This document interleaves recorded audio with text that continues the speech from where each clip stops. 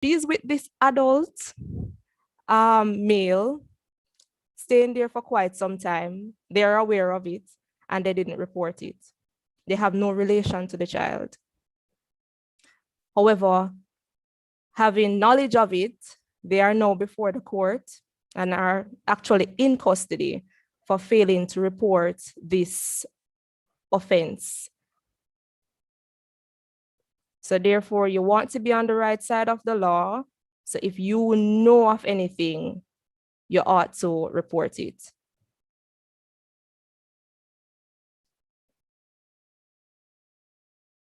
And if the moral obligation alone wasn't enough, there are consequences. So you have the fine of $500,000, up to $500,000, imprisonment, or both fine and imprisonment. So now that we know who the village is, let us zone in now on sexual abuse in Jamaica.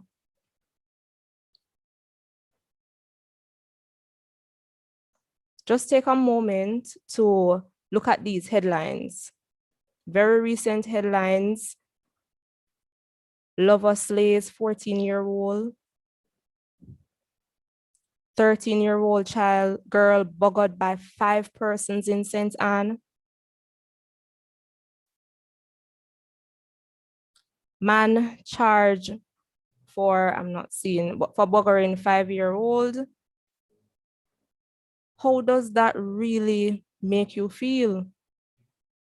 What if you knew about this? What if you knew that there was this 14-year-old that was involved with an adult male? What if you knew of this 13-year-old that was about to be buggered? What if you knew about a 5-year-old who was being sexually abused by a big man? And this happens, this is just what hits the media, because with the several reports that I have seen and the several times I have been in court holding back tears because of what we have seen, it is painful. Now, according to a press release by the UNICEF, they have indicated that 1 in 4 Jamaican adolescents, 15 to 19, have experienced sexual violence in their lifetime. 1 in 4. And you all know that we are experiencing the pandemic at this time. You know that children are at home because face-to-face classes have been suspended. We know that they don't have school to buffer some of the abuse that would be going on. So it has been heightened. Hence the reports. 1,000, according to the said press release, between January to June 2020, I'm sorry, I don't have the statistics for 2021. The National Children's Registry has reported that over 1,000 reports of sexual abuse have been referred to their investigation. And of course, many reports have been reported to Sisoko that did not reach to the National Children's Registry. Many reports were reported to us that didn't also reach there. So it could be far more. And this is because the children are more exposed while at home, sadly, when we think that is where they should be protected. Now, though this study is old, we had done a study, we have a Be Social, Be Smart brochure. And so we had done a study to look at the internet use among children between the ages of, I believe, 12 the adolescent years, I believe. And it was found that almost 50% of students send pictures to persons that they of themselves to other persons, whether they knew them before or not. They had 82% sending videos of themselves. And then we also have where, regrettably, our children are meeting with persons that they have only met online. 63% males and 53% female. And this is only the persons that would have reported it to us, because we know these numbers are more. So especially now that we have the coronavirus and we have children online, they're using their devices more. Sometimes they aren't using their devices for school. Sometimes they are actually on Facebook, on other Instagram, and they're trying to find new friends. They're bored because at this time, even as adults, we feel depressed, we feel bored, and so they themselves, also having feelings, decide that they want to meet new people, talk to other persons, and this exposes them even more because they don't know these persons.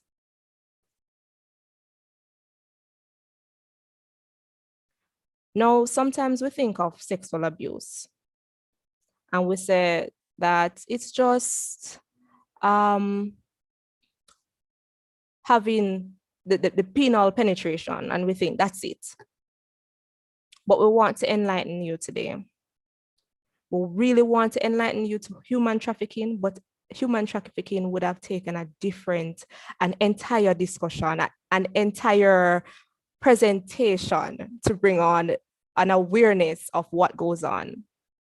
But one of the main reasons why children are human trafficked is because of sexual benefits that they would provide. And sad to say, we expect that given that school is now online and not face-to-face, children would be at home. But have you realized how many children are missing? Have you realized how this has heightened and the frequency and it has increased? Yes, we have to be concerned and we have to look out for certain indicators, watch how they're behaving, and we have to monitor their social media interactions. Now, with the internet as well, we have an increase in child pornography. And oftentimes, the children are sending videos to other persons. They are not aware of, so they might have a young child, young 15-year-old, both of them young, 15,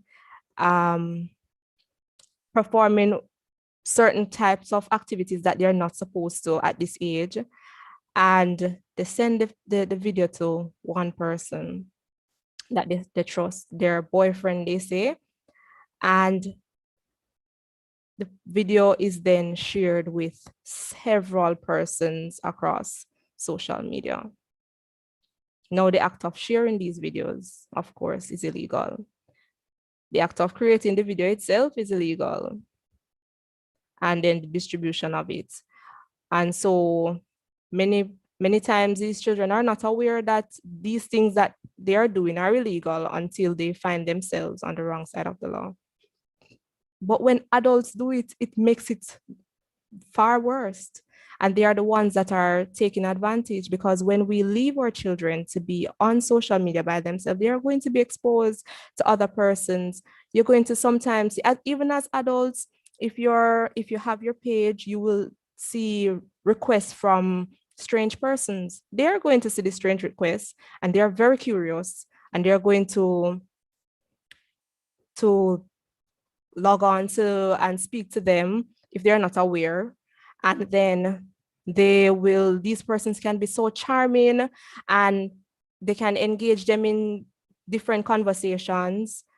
And this leads me to the whole issue of sexual grooming, because when they start speaking to these persons online and thereafter meet up with these persons, that constitutes sexual grooming. But sometimes our parents or the adults don't know this. And so as long as you question a child and no sex took place, that is it. But this amounts to sexual grooming. And we have the sexual touching.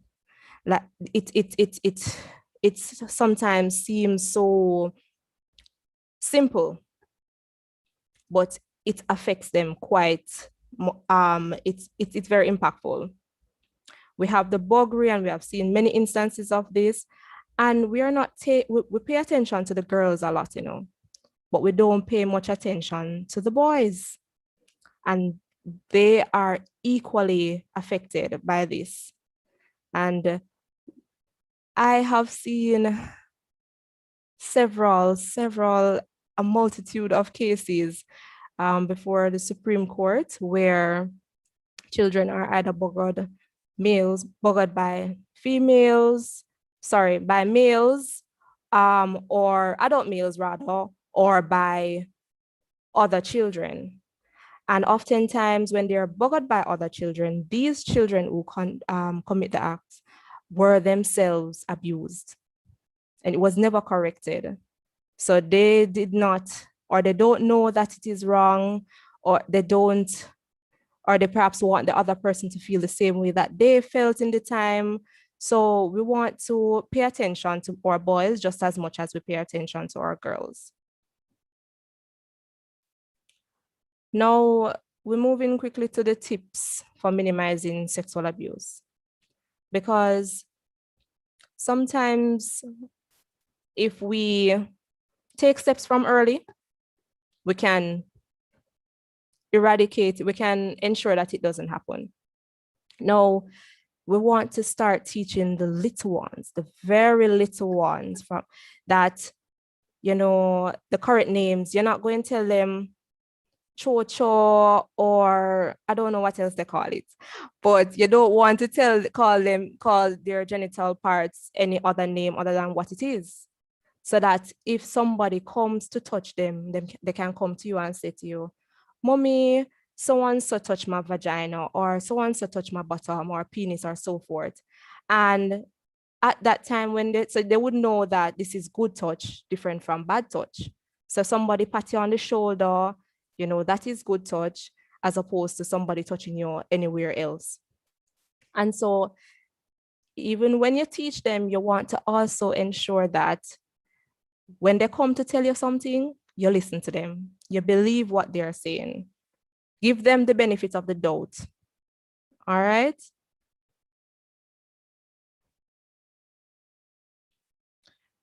This also leads us to encouraging openness amongst our children.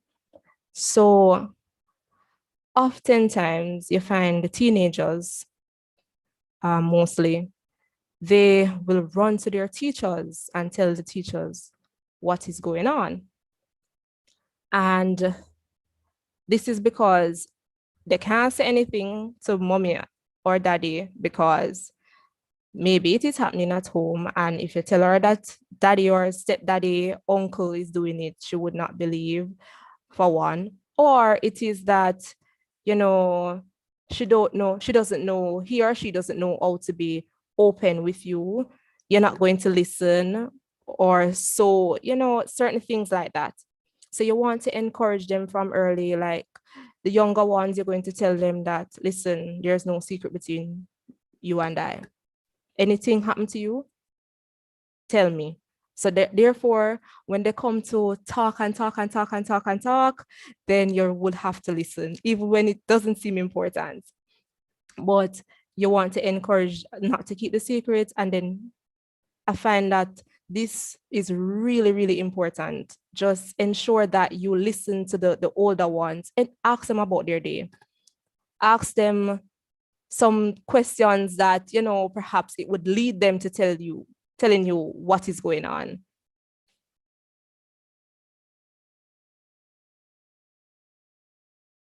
Another tip is, as I have disclosed the studies We want to monitor the children online. It is super important, especially at this time. I can't tell you of how many parents would jokingly say that they know that their child is not online at this time and they're supposed to be online. So they know that they're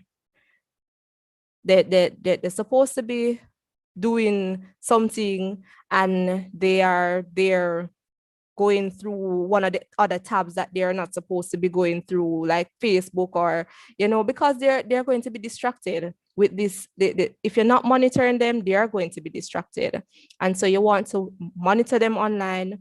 For the younger ones, we have softwares that you can ensure that if they use Facebook, which or WhatsApp and on their phones, which is where they mostly use social media, you could put a software on the phone and put it on your phone so you can actually monitor what is going on, whatever messages go through. And then in terms of the older ones, you really want to encourage them, because you're not going to treat them as the younger ones, but you want to encourage them and speak to them often about their activities on social media. I find that if you speak to your children, make them aware of the dangers out there, they are more mindful when it comes on to whatever they do out there. And finally, I would say also to know the whereabouts of your children at all times. Um, Knowing the whereabouts also means checking on them while they're at home, because they may be at home and something is going on at home and you're not aware. So you have to be checking in from time to time to see if everything is going okay. In terms of children who have to travel on the road, encourage them to tell you their location and who they're with. Encourage them to tell you who their friends are. If they meet a new friend, particularly online, you want to know about them so you can go check them out yourselves. Right. So those are some, I hope, practical tips that you can use to minimize the risk of sexual abuse amongst children. Now, what if sexual abuse does happen? Right? So sometimes it actually happens, then you have to do something about it. Now, firstly, they are encouraged to report to the child protection, to the children's advocate, CISOCA, which is the police division that deals with child abuse, and also to report to the Office of the Children's Advocate. Thereafter, the matter would be taken to court, and the child would hopefully at that time receive some counseling before the matter starts. Sometimes, even after the matter finishes, there may be some residual feelings, or they still need to heal. And so we would be able to make a referral for them to the child guidance clinic. We also want to speak about our new safe spot that we have, where children, if you're feeling any kind of way, can just contact our office to receive counseling for any form. I'm trying to play the video, but I don't know. I don't think it is going to play.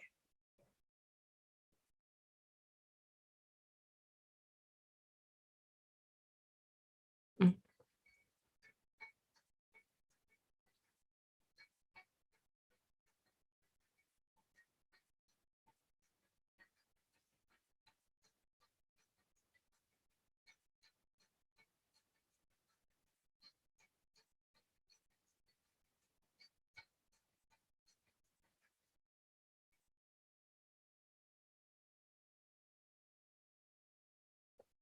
Yes, so that's the new safe spot that we have, encouraging children and teens to call whenever they're feeling any form of depression or feel like they want to speak to anyone. We have a 24-hour helpline, and these are the contact details. Otherwise, persons can report any incidents of child abuse to any of the numbers here or email.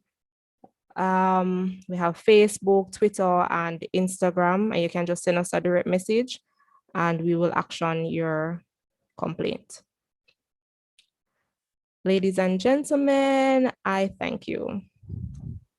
And we thank you, Ms. Green. Thank you so much for that presentation and for the tips. I was particularly interested in some of the tips that you shared, and I'm sure that there are questions, but we want to hold on to those questions a little bit because we do have another presentation, another brief presentation.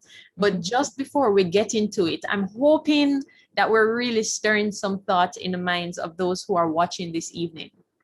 I really liked the questions that Ms. Green asked. She said, what if you knew about that 5-year-old boy? What if you could have stopped what eventually happened to that 13-year-old? What could have happened? You know, how could their life be different if you knew and you knew what to do to make a difference? And that's what we want. We want to be able to stir the minds of those who are here, who are online, and just to really think about how can I get in the ring? How can I be a part of the village that protects? And on that, as the Love March movement, we sat down and we gave it some thought and we said, you know, there has to be a way that after we raise awareness, you know, after we go out and we put up placards and we wear different clothes and colors, and after we talk and have these conversations and everybody agrees, it requires a response. There needs to be some kind of action. And so as a Love March movement, we created what we call the Village Challenge. And you'll be hearing more about it. But what I want to do this evening is I want to share the text of the Village Challenge with you. And I'm going to read it, and I want you to read it with me. You don't have to open your mic, but I want you to read it with me. And our hope is that as you hear the things, as you hear the words, that you realize that this is all about action, not a bag of mouth, if we're going to stop this scourge of sexual child abuse in our nation. So it's the Village Challenge, child abuse. What we are interested in, where it comes on to child abuse, is to be able to spot it and, of course, to be able to stop it. So here is the challenge, and I'll read it for you. It says, "This is my pledge to the children of Jamaica. I pledge to get in the ring to protect you.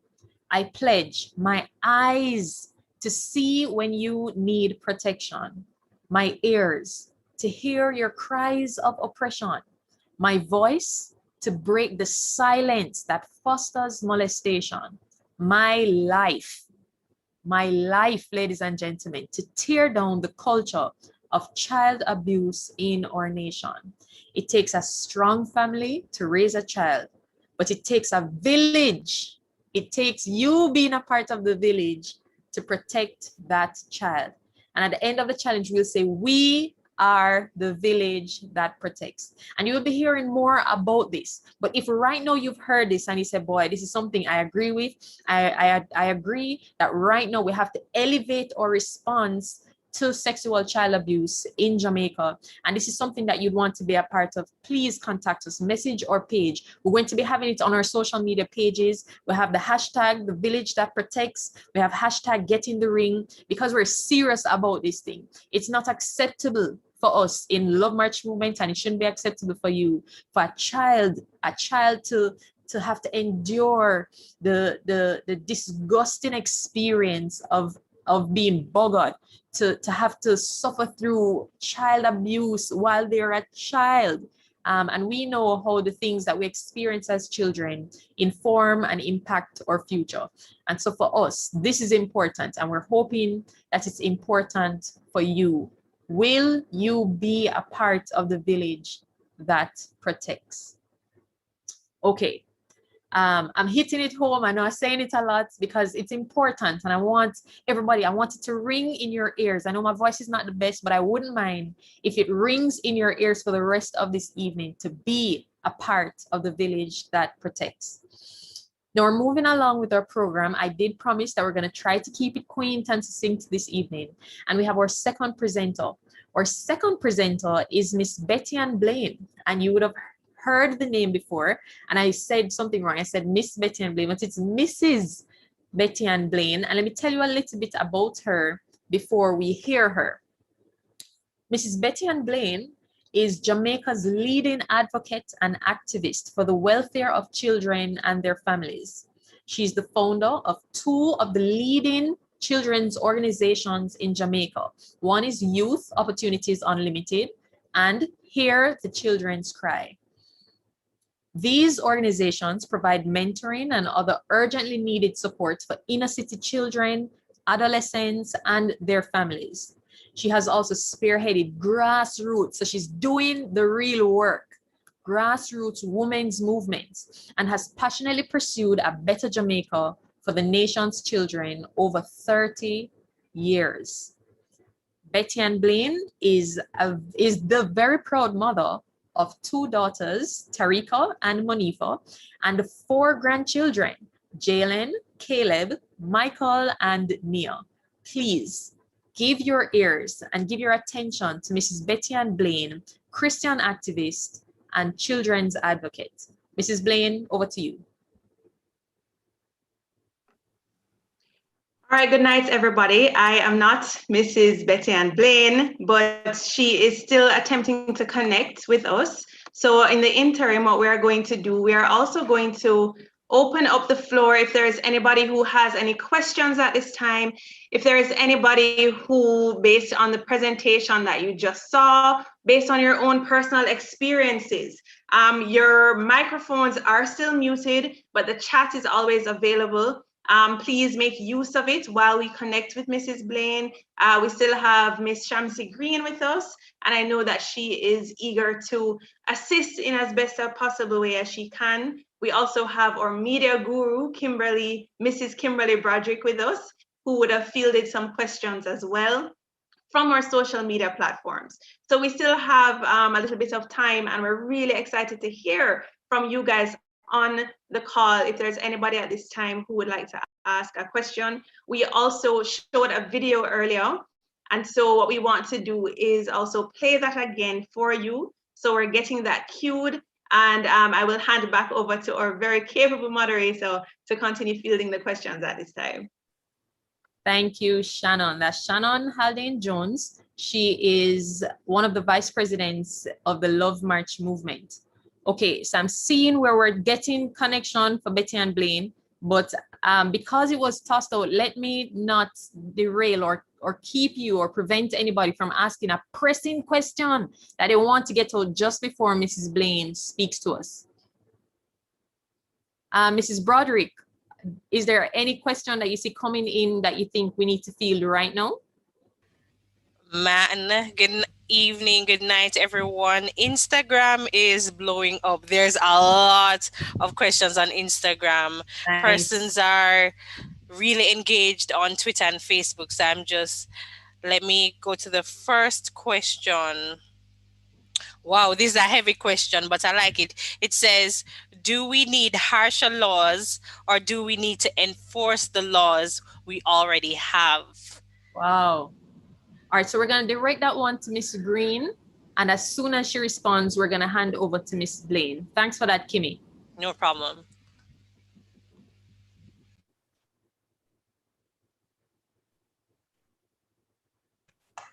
I am wondering if I should reserve my comments on that one. I perhaps would leave that question for later. Okay. Mm-hmm.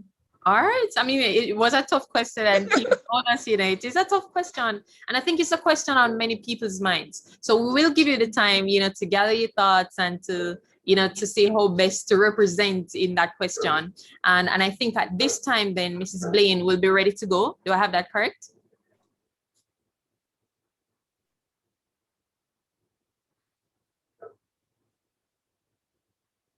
All right.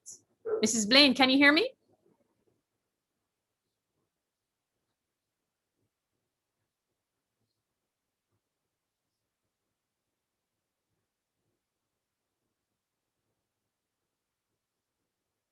Mrs. Blaine?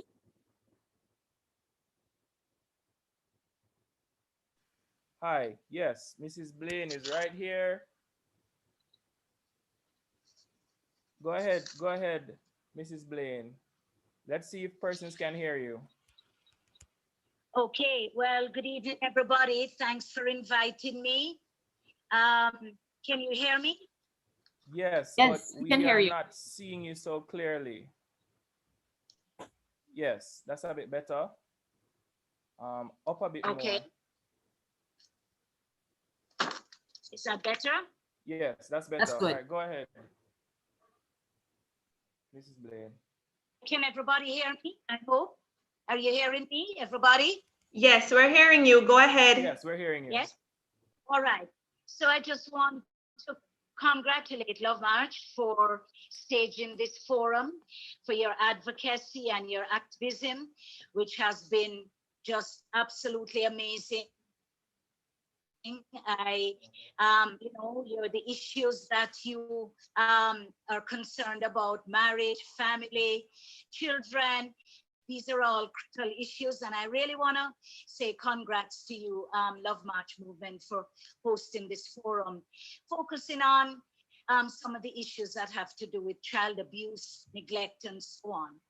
I have a piece of good news. You may have heard it already. It was in today's Observer that a hotline has been launched. It's called Safe Spot, and it is a number. There's a phone number now that children can call if they need help, particularly in this time of COVID, where a lot of them are isolated at home. And if they're being, molested or abused or whatever at home, we kept trying to figure out who are they going to call for help, because these are only children. So the hotline, it's called Safe Spot National Child Team Helpline. That was launched today. And I just want to say that's good news as we talk about protecting children and the abuse of children. Want to tell you a little bit about Hear the Children's Cry, and then to talk a little bit about the children issues, and then offer some solutions, right? At least things we think could possibly work. Now, Hear the Children's Cry is 19 years old. Next year, we're going to be 20 years old. And we've been serving Jamaican children and their families all this time. The organization was founded 19 years ago out of a major crisis in this country. There was 1 week, 19 years ago, where 8 children had been murdered in 1 week. And we felt enough was enough. There were, I think, children murdered at 2 birthday parties in some inner city communities. And there were some other murders in other parishes. And we felt this was untenable. We couldn't continue like this. And so we decided to start Hear the Children's Cry. And it would be an advocacy organization for children. So we would be like the watchdogs for children. We would speak on the issues of affected children, all of them. And then we would also give children a voice so they could speak for themselves. So that's how we started 19 years ago. And we have continued to be a strong voice for children in Jamaica. And we run a lot of programs. Over the years, we've had some very successful programs, Prevent a Dropout, National Youth Help programs. Currently, we focus largely on missing and exploited children, but we also do other projects. We do school safety, a school safety program. We work parents, we do parenting. We launched last year, 2 years ago, our runaway prevention program, and we have a community support program that we work on as well. And so there are a variety of programs that do, in addition to working on the problem of missing children. So that's a little bit about Hear the Children's Cry. I just want to say a little bit about Jamaica's children, how I see it as an advocate. And I've been an advocate for more years than I can count, probably about 40 years in this country. Um, Here is the problem. And we're talking about, you know, a village that protects. And by the way, that's a very, very powerful slogan, a village that protects. And if we are serious about protecting our children, then we need to know about children, we need to understand and agree on what is this village, who makes up this village, and and how do we begin to properly protect the children of Jamaica? Well, first of all, I believe children are a child is 0 to 18 years old under our law. We have a little under a million children in this country, 977,000 children in Jamaica, 0 to 18. One of the problems we have is the child poverty. A little, I think, over 40% of our children live in poverty. The poorest children live in rural Jamaica. And another statistic that we must bear in mind when we look at children in our country is that 82% approximately of our children are born out of wedlock and live in single family households. That's a statistic that we need to pay a lot of attention to, because I think a lot of problems our children have, of course, have to do with what's happening at home. It's a family life crisis that we're faced with in this country. But I want to say a little bit about children. Uh, when you look at children, that population I talked about, 977,000, um, they a lot of them are children. So of that, the situation is that we live in two Jamaicas, as we say, and a lot of our children are born to the poorest Jamaicans and don't have certain types of access and opportunities and the kind of equality that we need to see when we look at children overall in our country. One just has to look at the Children Monument downtown Kingston, and I would say that perhaps over 90% of the names on that monument are children who have died violently and tragically in this country. Most of them are children of the poor and working classes. So the point I want to make here is that in Jamaica, where the issue of children is one that's divided very starkly along social lines, socioeconomic lines, and we've got to pay attention to that, because a lot of the problems affecting Jamaica's children are problems that basically affect children of the poor and working classes. And again, I want to mention the names of those children on the Children Monument downtown. Children who die in fires are children of the poor. Children who are murdered are children of the poor and working classes. Children who die, say, in motor vehicle accidents, typically are children of the poor and working classes. So as we look and try to understand this picture of what's happening to Jamaican children, we have to accept and know that we have two different groups of children in this country: children of the poor and working classes, and children or middle and upper classes. And the realities are completely different. So when we look at solutions for children, and I have to say a little bit about that at the end, we've got to take into consideration child poverty, and that a lot of our children don't have the access. We're talking about the levels of differentiation, even in education, their access to certain things. We have the PATH program now, but that only serves a small percentage of our children. And so this issue of child poverty is something that we have to pay close attention to. I also wanted to say a little bit, because you asked me to talk about some of them's children have in this country. We work on problem of missing and exploited children. And I want to tell you that that's been a problem for years now. We've been tracking it for 13 years since the abduction and murder of Ananda Dean. And it continues, this problem of missing children continues to be a nagging scourge on our country. Um, Even during COVID, since last March, since schools were closed and children are in their communities, we still have a lot of reports of children going missing, on an average about 90 or so reports every month. Prior to COVID, it was well over 100 reports every month.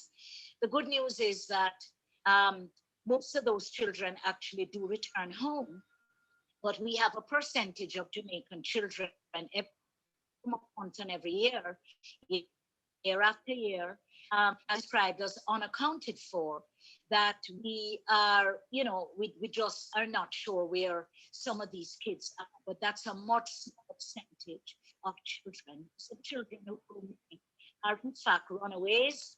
They go missing for days, times weeks, sometimes months. Our concern is that when they come back home, many of them come back traumatized. Um, some of the girls come back pregnant. They have other types of problems and they do not attend school during the time that they're missing from home. So we launched a runaway prevention program 2 years ago to try to address that problem. And the slogan for that is let's talk, don't walk. And so we're reaching out to kids to say, look, we understand that things may not be good at home. Perhaps the relationship with your parents or whoever your guardians are. Talk to us. We recognize that some children leave home because of abuse, sexual, physical, which is very, very serious. Again, we ask the children to reach out to us if they could. And I'm happy that I was able to report that we now have a helpline that children can call. So the missing children is one of the problems that continue to be a scourge.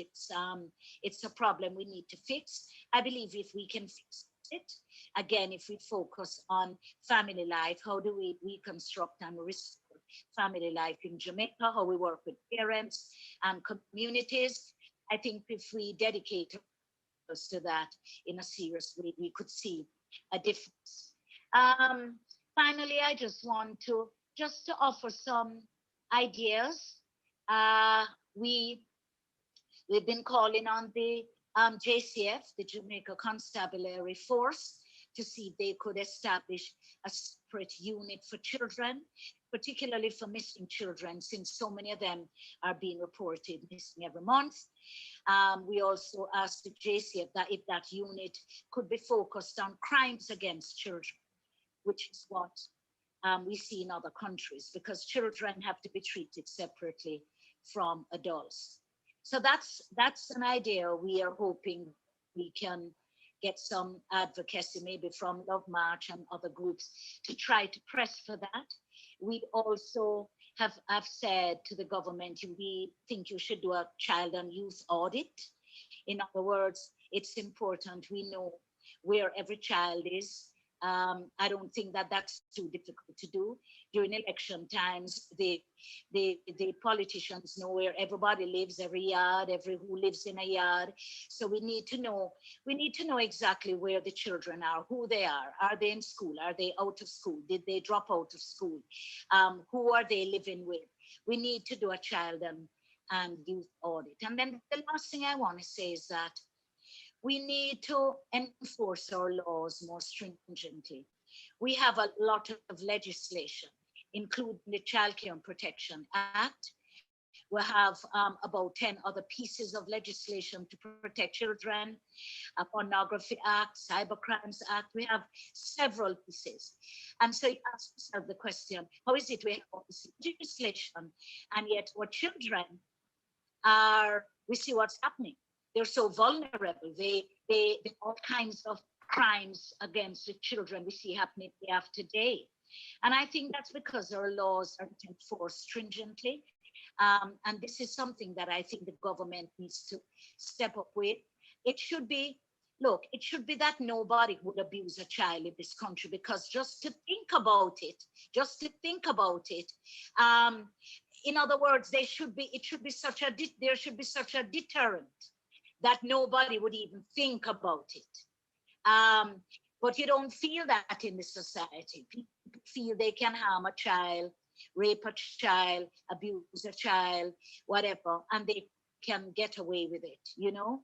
And so I think we need to send a strong zero tolerance for abuse of children message across this country, that we're not putting up with that. There are countries in other parts of the world where children are not harmed in this way. And I'm not even talking totalitarian states. I'm talking countries where children are not harmed this way.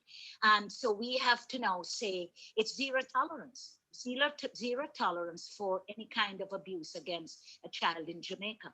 And that message must be sent across the length and breadth of the country such a way, in such a way that any would-be perpetrator would not even think twice of wanting to harm a child. But the government, the law must have teeth, and the penalties must be swift.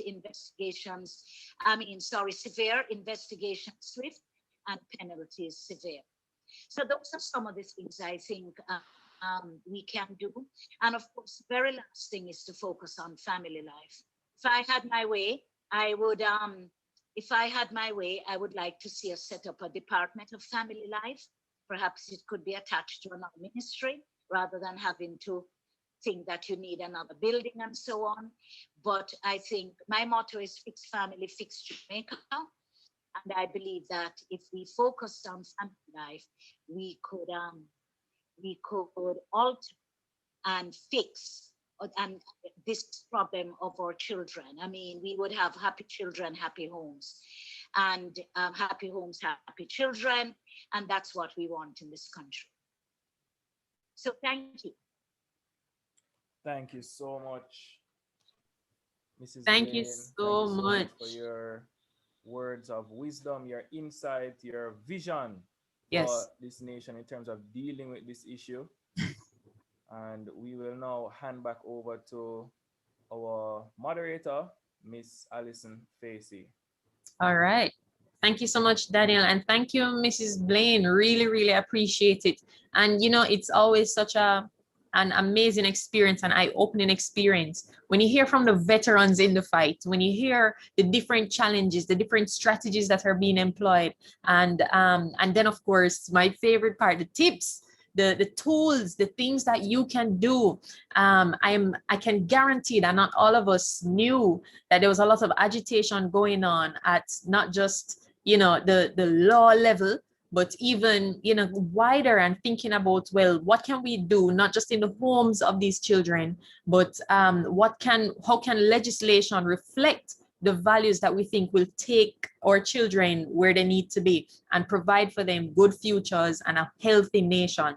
And that's what we're about. You know, for this evening, we want to educate you that, I mean, you know, what's going on, what's happening in the fight, and how you can get involved.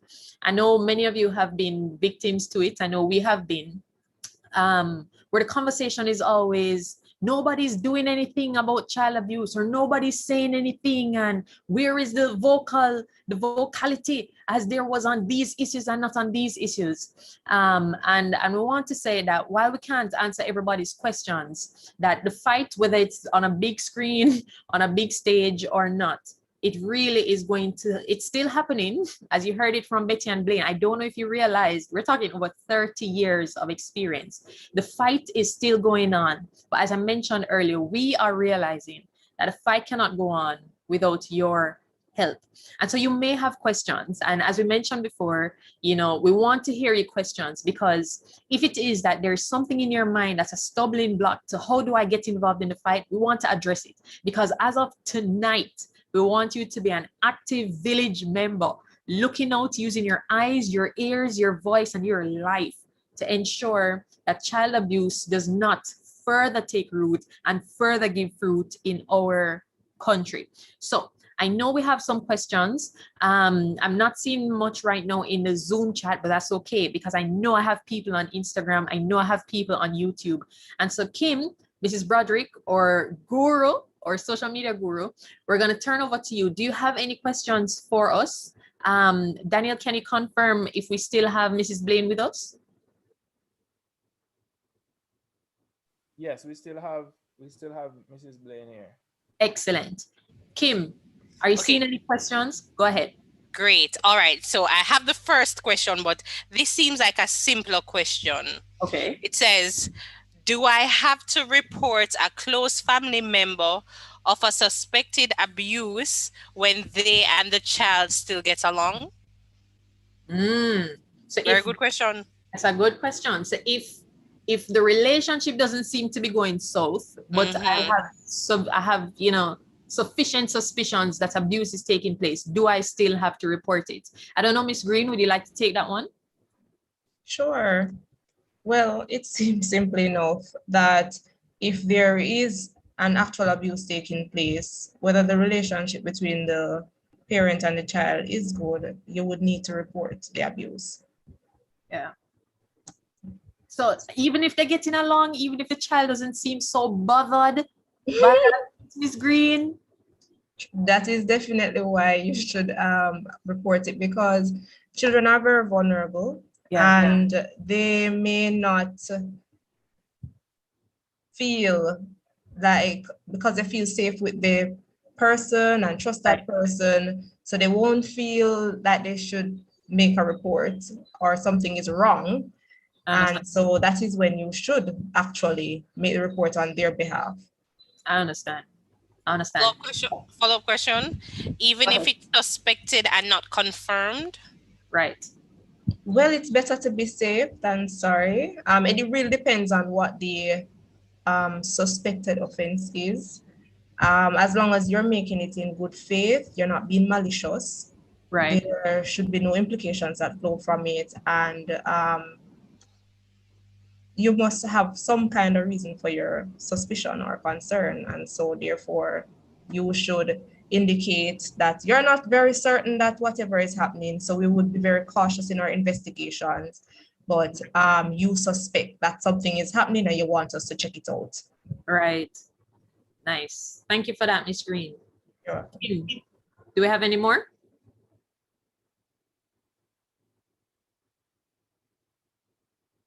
Kim, Mrs. Broderick, do you have any more? Okay.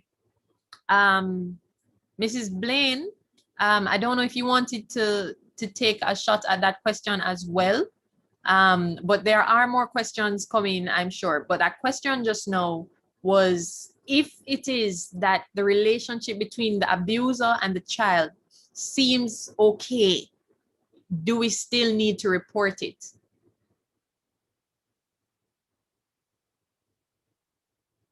And so the response that we got coming from Ms. Green was absolutely. Even if it's a suspicion, once that suspicion is made in good faith, then it should go ahead and be reported.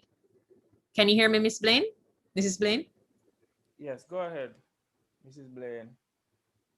Oh yeah, if the person is close to the child, right, are they to report? Is that what you're saying? Right. In the case of abuse, sexual or physical? Right. Absolutely. That's one to report. You know, the Child Care and Protection Act says that there's a penalty if you don't report. Now, there are some mandatory reporters, and you probably know that because that includes doctors and certain teachers and so on. But there's a fine, there's a penalty for ordinary citizens who know that a child is being abused and neglected and don't report. In other words, we have a duty under the law to report. And that's who we want to hear from. I mean, as I said, one of the problems we have is that in the case of, say, take for argument's sake, incest, a child who is molested in their own home by a member of their family, it becomes really problematic for the child, you know, because they turn to, which hospital they're going to trust. And this is why we talk to churches and communities. We ask them, you know, to build relationships with the children who may come to Sunday school, because the kids, well, now with this Safe Spot National Child Helpline that was launched today, I think, it's up and running now. There are numbers people can call. Well, the children can call. I'm hoping that will make a difference. because before this, I don't know, we were worried the children are at home. This is COVID and they're locked up in their homes. And who do they call? They're going to be intimidated to call the police. Yes. This now Safe Spot teen helpline, I imagine it's going to be advertised widely in all mediums, social media, in TV, radio, so that children will learn this number by heart that they can dial for help. Yeah. But agreed. Supposed to report. Agreed. Okay. Thanks much. Okay, thanks. In fact, we have mandatory reporters, but all of us, we have a duty to report. Yeah. We have a moral duty. We the village, absolutely. In fact, now that I'm hearing the responses from both Mrs. Blaine and Ms. Green, I do have a question. Is there any circumstance whatsoever that reporting is not indicated if there is suspicion of abuse? So is there any kind of time that you can suspect that sexual abuse may be occurring in this home or in this, in this house, but it's not the right time to report, or this is not something that you need to report yet, or it's not something worthy of reporting any at all? Is there any kind of circumstance like that at all? I mean, it would be very difficult to give a response to that question because it really, really, really depends on the circumstances. So it depends on what the particular offense is or suspected offense is to know whether it is time or not. But I believe if you have sufficient suspicion that something is going on, you should actually make the report to, at least have it checked out to be on the safe side. So I can't think of any timeline to wait on because maybe waiting might make matters worse. Understood. Yes, so that's really my response to that. Okay. I just got a question. Go ahead. This user is asking, is there a particular incident or instance where Ms. Green and Mrs. Betty and Blaine how did they get involved in this type of area? Advocacy. What jolted that, to say, yes, I'm going to be involved. Now is the time for me to get involved. Well, for me, we at the Office of a Children's Advocate, it's a mandate that we get involved. It is our mandate. It's part of the Child Care and Protection Act that we must investigate where it is that children are being abused, or we need to get involved in terms of legal representation. So it is in the Act, the Child Care and Protection Act, which really mandates what we do. Okay, my impression from the question, Ms. Green, just before you go or prepare for another question, is, what challenged you as an individual to become a part of the village? What was it that said, that made it for Ms. Green? You had a moment with just you and looking in the mirror and you said, Shamsi, this is something you need to get involved in. Because that's something, that's an experience we probably want to translate to those who are watching right now. So what was it for you? Well, for me personally, it was really wanting to be a part of this organization, seeing what the organization was doing, coupled with my passion for advocacy and child rights, because I really loved child rights before. I was watching what was going on in the media while I was going to school and so forth, and I really wanted to be a part of this because I saw it as an avenue to make some kind of difference. Right. Yes. Okay.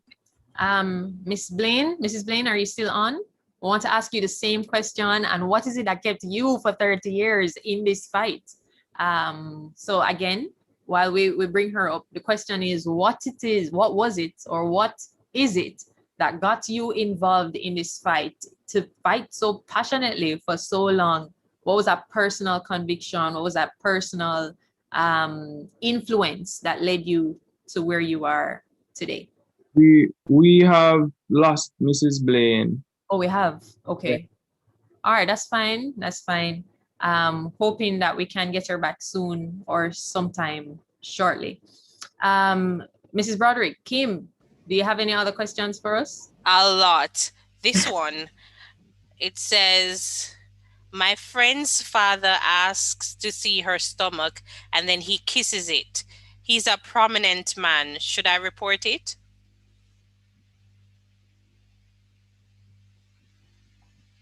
Well, what this person can do is she can send a direct message to us and we can respond to that. Okay. Because we would need further details. Right. Okay. All right. Orders on sexual touching and so forth. So we would want to get further details so that we would be able to launch an investigation into it.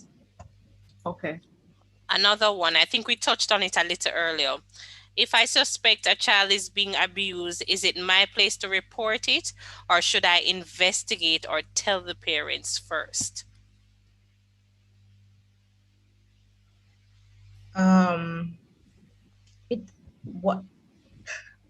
What position is this person? I suppose you can report it to us first. If it is that you believe that reporting it to the mother or the parent, they would make the report, then you can do that. What you can also indicate to them, and if they are not doing anything, certainly go ahead and report it.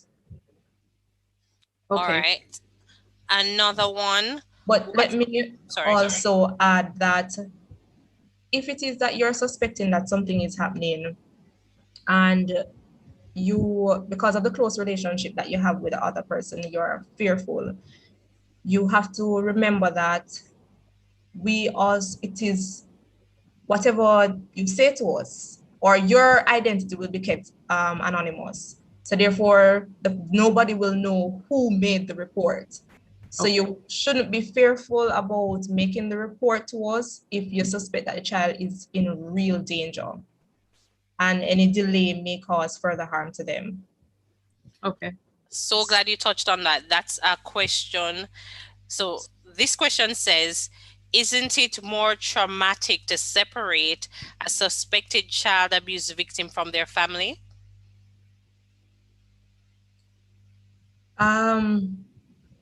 If the abuse is taking place at home, because really if the abuse is taking place at home, it would be in the child's best interest to separate them from what is going on at home.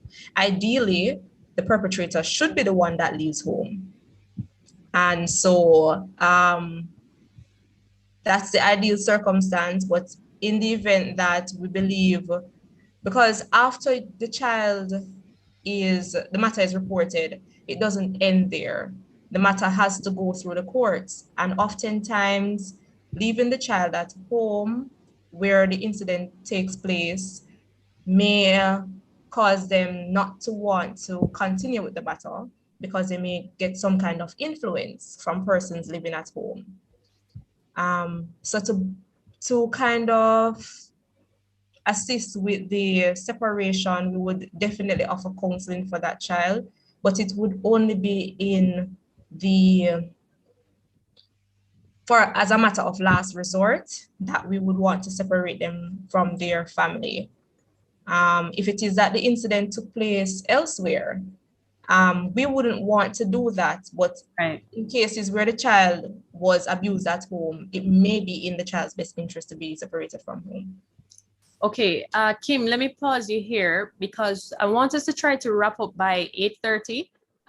So in a few minutes time, but Miss Green, Shamsi Green, I'm gonna ask you if you could just walk us through the process of what happens at the point of which we report to the natural end of, a case like that. What are the steps? And the part B to that question is, roughly how long does that process take? So what are the steps from the point of which, you know, a concerned citizen reports a suspected case of abuse to the OCA, to Sisoko or whatever, and how long roughly does that process take to its natural end?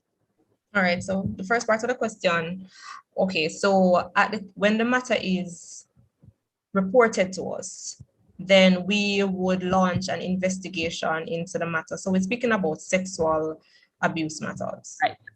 So the child has to be taken, depending on the type of offense, the child has to get medical attention. Statements have to be taken from the child who is the complainant, as well as any other person that the child would have, the first person that child would have spoken to. Okay. Further investigation may also need to take place depending on the nature of the matter. And so I cannot say explicitly how long it will take, but if it is that the matter, our office investigates the matter, then Right. we don't have prosecutorial powers, so we can't prosecute. So therefore we would have to refer the matter to the DPP, the Director of Public Prosecution, and then she would make a recommendation for the matter to the person to be charged and brought before the court. Okay. If it is that the matter was reported directly to the police can go ahead, make the arrest, take the statement, do the investigations, make the arrest, and bring the matter before the court. So we are now at the point of court, and during this time, the child should be receiving counseling from the Victim Services Division. So there are a lot of players in the game. So the child is receiving counseling at this time to prepare them for court and to ensure that they understand what is going on. So the matter now, while at court, may go through quite a number of court dates, but where it involves children, the court is always mindful and tend to ensure that the matters are come off the list quicker. So we would get a quicker trial date in terms of matters. I really cannot indicate to you timelines, to be very honest, because sometimes what happens is that when the matter goes to court, there may be other things to deal with administratively in terms of whether the statements are intact and all of that. The accused person needs to settle their attorney and other administrative things that may cause the matter to hold up. Once there's nothing, the trial date can be set. So once all is in order, the trial date is set, and the child only comes to court when the child will be given evidence. During this time, the child should be receiving counseling, and after the matter is complete, then, a decision is made whether the person is guilty, not guilty, and regardless, we would still assess to see how the child is doing mentally. Okay, thanks for that. Okay, we have Miss Blaine on, and I see that there's a question at how can persons know to spot abusers? Okay. Miss Blaine? And that is for me? Yes, that is your question. Well, that's an interesting question because sometimes it's difficult to spot an abuser, especially when we're talking about abuse that happens in the home, right?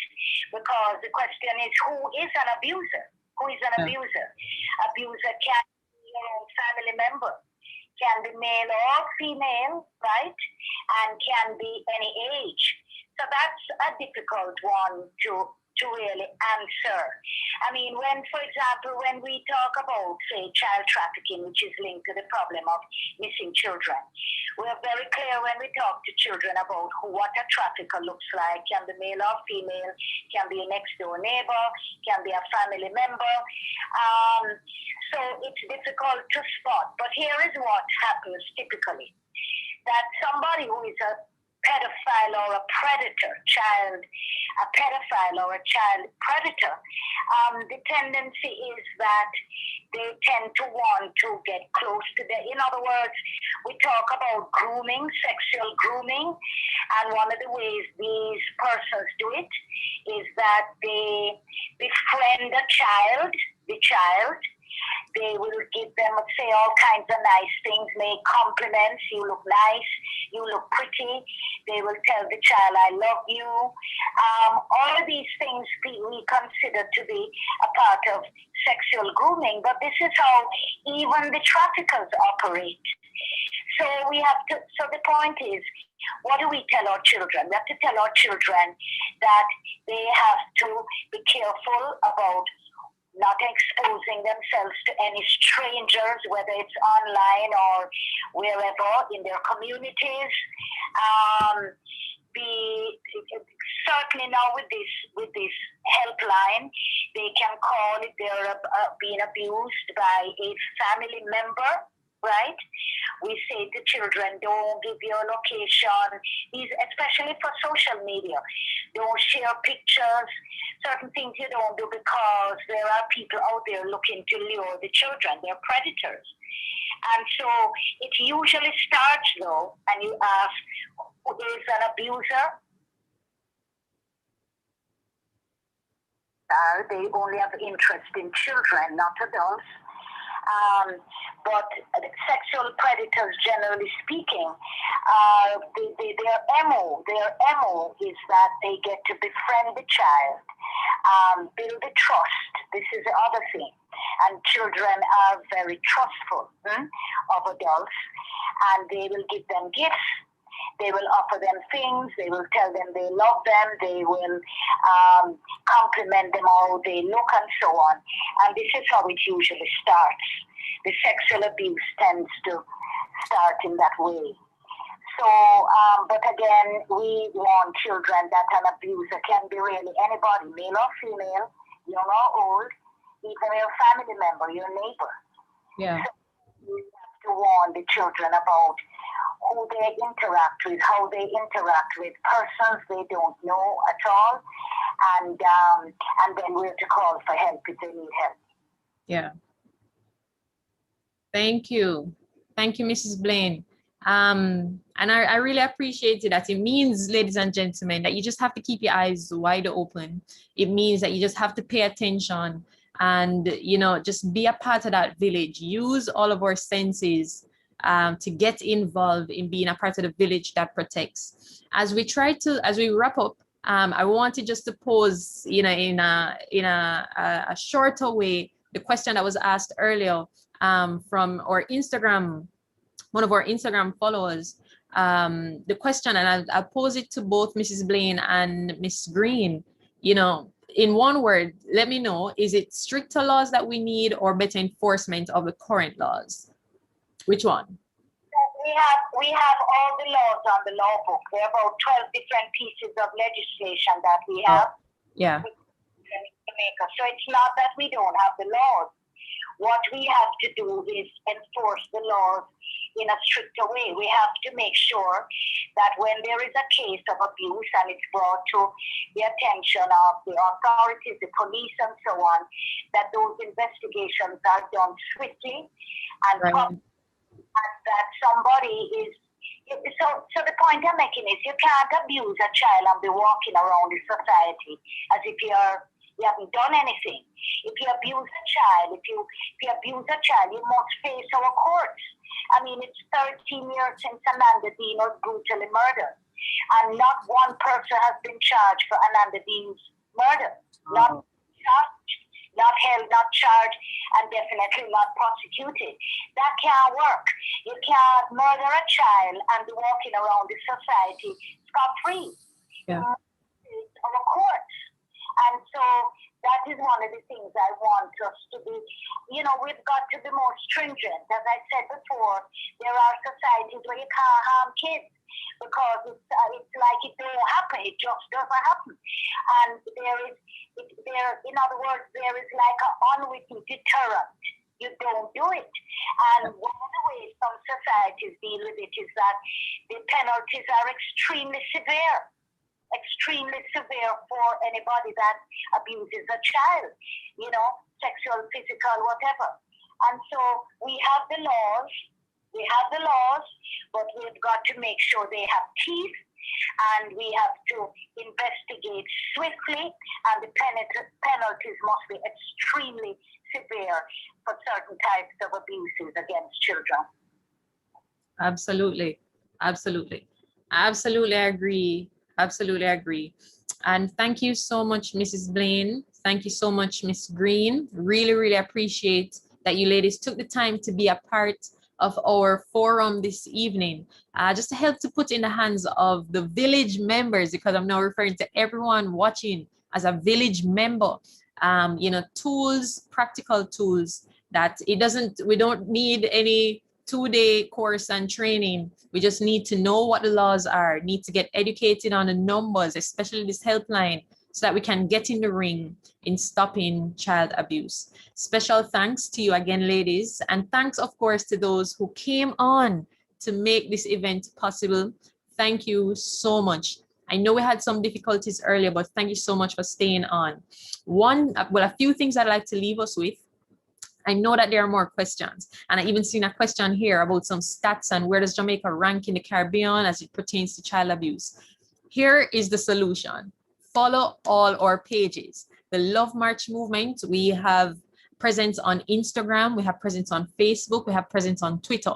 Find us, follow us, message our pages, and we try to get those answers to you as soon as possible.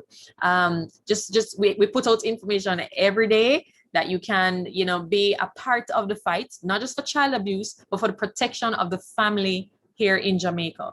Again, thank you. And let me just leave some tips with you, some takeaways.